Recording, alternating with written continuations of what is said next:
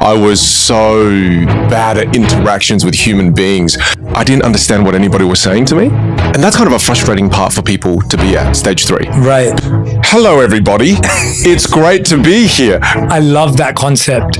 If you just go through that process once, you'll get a list of 5 to 10 things. Right. That's how you begin your journey of self-awareness. From the way you're talking about it, you're saying that everyone can go from being a shy, insecure, unconfident speaker to being a prolific speaker like yourself. Yes, because it's all just a series of behaviors. Everything you and I are doing right now, everything you see a great communicator do on stage, everything you see a great creator do on video, it's just a series of behaviors. The way you're moving your mouth, the way you're manipulating airflow, the way you're moving your hands, it's all just behaviors. So when people say, oh, I'm shy, I always say to them, oh, that's because you've been practicing the shy behaviors for the last 15, 20, 30, 40 years. Being a confident communicator, that's just another series of behaviors that you can practice. And if you practice that for 10, 20, 30, you'd be a confident communicator, right? So it's just behaviors that we get attached to because it becomes a part of our identity. And then I think when it becomes a part of our identity, all of a sudden now, we feel like we're stuck, but you're not. And then there's this really interesting concept, I don't know if you've come across it before, where it's, where does your voice come from? Where do you get your voice from? You learn how to communicate based on the people you were inspired by when you were young. But what's the difference between developing a skill versus faking it? Like, what's the difference? I love your definition of home, where you say home is the familiar, right? And to me, the way you currently communicate, you have a home. And that is because those behaviors you've been repeating for the last 10, 20, 30 years, right? So that feels like home to you. Whereas what people don't realize is, and I don't need to take a long explanation for this. No, do it. I think it's important. When you used to ask me what my home was when I was young, I would say my suburb. So I'd say Salisbury Downs. Then as I got older, I started to explore my city. I'll say Adelaide is my home, South Australia, right? And then as I explored more of my state, then I would say South Australia is my home. Then I explored more of Australia, I got Australia is my home. Now I've lived in LA and Southern California, I go, oh, I kind of feel like America's my home too. And then as I travel more of the world, I go, oh, the world is my home. The same thing with your communication skills.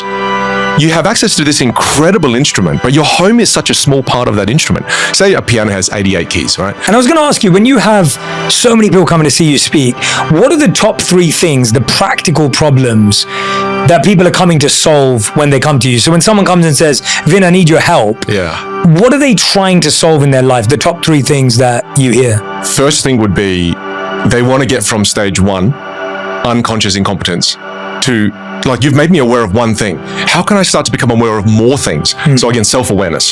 So first thing they go is, how can I become more self-aware? I've now been, I'm awake now to the problem of my communication. How can I begin that journey and become more aware? And when they ask me that question, then I share with them a very simple technique. And a very simple technique that I share with them is record and review. So the only way to become more aware is if you see yourself. And most people hate watching themselves on video. Most people hate listening to themselves on audio. So that means they've been going through their entire life avoiding the 2 most critical things you need to develop self-awareness with your communication. And they hate this process. So the process is record a video of you speaking for 5 minutes, right? And then when you review and reflect on that video, leave it for a day so you're less critical of yourself. And once you've left it for a day, the first time you grab your phone to review the video, put it on mute and then just look at yourself. And then as you're looking at yourself, take notes. What am I doing with my hands? How are my facial expressions? What am I doing with my legs? How am I moving? Do I have any visual tics?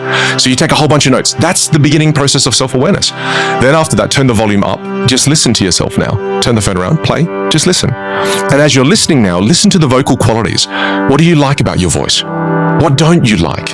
What can you hear? How's your rate of speech? How's your volume? What's your melody like? Do you hear the passion if you're passionate about something? You'll take so many notes when you do this. What are your filler words, non-words, right? You get all of that down. Then the last step is get it transcribed. So once you transcribe it now, you can see the way you communicate in a completely different perspective. You might notice you speak in circles. I repeated the same thing 4 times. What am I doing? Right? And you'll see different things. If you just go through that process once, you'll get a list of 5 to 10 things. Right. That's how you begin your journey of self-awareness. Yet people will resist that because it's too uncomfortable. They'll record it, but they won't watch it. But the ones that do, Jay, I immediately get a DM after. Shock. I can't believe I do X. And it's crazy because I think of one of my students right now where he said, for 6 years, I've been held back in my career because my managers and my leaders say that I lack clarity, I lack authority, and I lack confidence. And he goes, and they give me this feedback, yet they don't tell me what I need to improve. And do you know what I realized, Vinh, through doing this record and review process? The one thing that has robbed me of 6 years of progress is my umming and ahhing. I can't believe umming and ahhing has held me back. And he was so frustrated. And I remember I had to tell him, I go, look, that's, I get your frustration, but at least it didn't hold you back for 20 years. And you realized it now. But something simple as umming and ahhing held him back for that long and destroyed his perception of being a great leader. It's kind of crazy. Yeah, that's what I wanted to get to, is that's the problem. I feel someone may see your work and they'll say, well, I don't want to be a public speaker. That's right. That's not the point. The point is there's a promotion that you're not getting because you don't have authority. Or the challenge is you're not able to ask out the person on a date that you really want to take out on a date. Like you don't feel that confidence. Or there's the challenge of you're in a team meeting and you feel like your voice is never heard. People always overlook your opinion. They don't hear you. What are some of those stories that you've heard of people that have had those types of challenges that are coming to you and saying exactly like the one you just told us? They're like, oh, Vinh, this is actually solving a daily issue for me. The big one, people keep interrupting me. Not only do they not listen to my ideas, they interrupt me. And then my turn is gone now. And the idea that I was going to share was one that was going to be able to change the course of the meeting. But because they interrupted me, now I'm invisible. And that keeps happening to me. And then when they ask me, they go, why do other people interrupt me? Why does it happen? The reason is something that I don't think you'd expect, because it comes down to vocal presence and physical presence. And when I see them in the situations where people interrupt them, the reason is because their vocal presence is low and their physical presence is low. So, for example, everyone's sitting around a meeting table, and again, I go, look, send me an example, right, where you're doing a big Zoom meeting and you're allowed to send me this, send it to me, let me see what's happening. And when you see it, everyone's sitting down, and then the way she would bring up the question, it was a woman who asked me this, and I remember the way she'd ask it is very low volume. So, look, I've just got a quick idea I would love to share with you all. Very small body language. And if I was talking to you like this right now, it is so easy for you to interrupt this version of me. So easy. Whereas imagine instead I said, take control of this. Stand. And they go, oh, I feel a little bit weird. We'll just prime the reason. Just go, look, I've been sitting all day. Do you mind if I stand for my part of the presentation? Oh, great. All right, then you just stand. If you stand now, all of a sudden you're in a position of more authority. And if you use larger body language, stronger volume, the version of me right now, this version is infinitely more difficult for you to interrupt. Absolutely. It's infinitely more difficult because you've got more authority. You've got more credibility. But again, because a lot of people in those situations fall victim to a lower default volume, a slower default rate of speech, smaller body language, and then all of a sudden people interrupt them. Absolutely. Or talk over them. Yes. Just completely ignored. So I often say to my students, the reason people interrupt you is because you're easy to interrupt. Create a bit of that friction, right? Create a little bit of that authority. And then again, they try it. It feels a little bit, again, they say fake and phony, but I'm like, reframe it. It's just unfamiliar. And then they start to do it. They go, oh, it felt really unfamiliar, Vinh. But the moment they do it, they go, wow. People, like just from standing alone, Vinh, I felt like I stood. I just had a bit of volume. I didn't even use my body language, but already people are not interrupting me. So again, it just goes to show that how you use your instrument and your voice lets other people know how they can treat you. Yeah. That's such a great point. Yeah. It's so true. And I hope everyone who's listening and watching right now, I want you to rewind back, right? Go backwards the last 5 minutes, everything that Vinh said from the point of self-awareness through to just now, and practice it in your next meeting, right? Listen to yourself in a meeting, even record yourself while you're in a meeting as you are normally, as you are right now.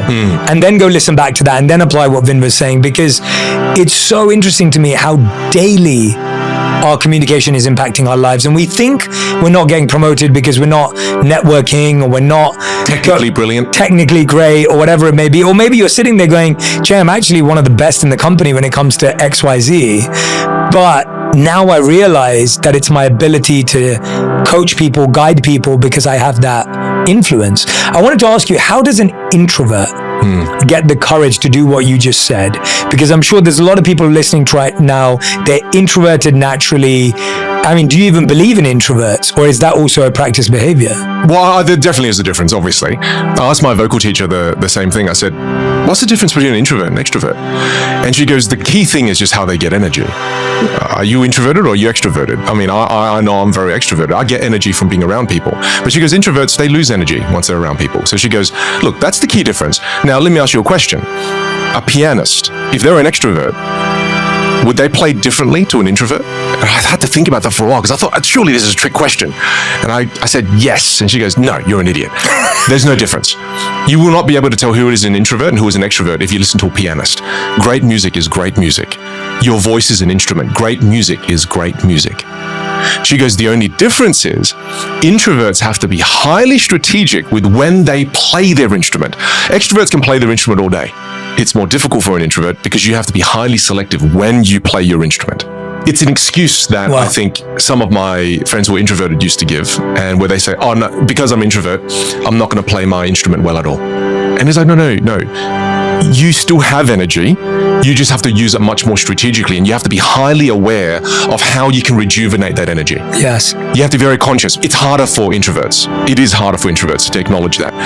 However, if you've got great ways to be able to rejuvenate your energy and you have good menu items, like good things you can go and snack on and recreate some of that energy and rejuvenate, then you still have to learn how to play your instrument well.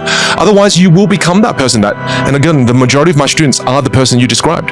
It's I'm way smarter than John. I'm way smarter than Sarah, but why did they get the promotion? Why didn't I get it? Well, it's because if you are technically 10 out of 10, but your communication skills are a 3 out of 10, do you think your organization perceives you to be a 10 out of 10 or a 3 out of 10? You are only as good as you can communicate. So as you improve your communication skills, you start to shine your light more brightly in the world. Whereas a lot of my students tend to think, oh, but it's my boss's responsibility to see the brilliance in me. No, it's not. It's your responsibility to shine brightly, not their responsibility. Yeah.